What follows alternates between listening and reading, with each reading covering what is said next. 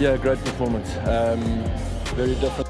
ভারতকে হারিয়ে বাংলাদেশকে বিশ্বকাপে খেলতে না দেওয়ায় ভারতের অহংকারের জবাব দিলেন দক্ষিণ আফ্রিকা। এই জয়ে বাংলাদেশকে উৎসর্গ করে ম্যাচ পরবর্তী সংবাদ সম্মেলনে ভারত এবং আইসিসিকে ধুয়ে দিলেন আফ্রিকার অধিনায়ক এডেন ম্যাককালাম।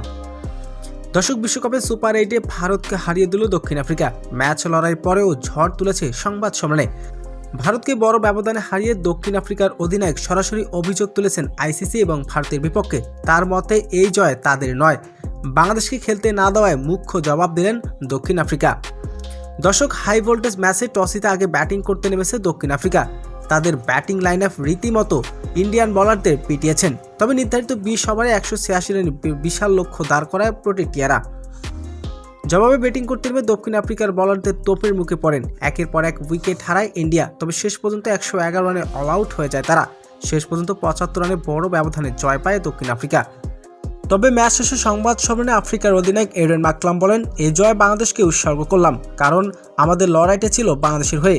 এবারে বিশ্বকাপে বাংলাদেশকে খেলতে দেয়নি ভারত, তাই তো তাদের বিপক্ষে আমরা নিয়েছি প্রতিশোধ।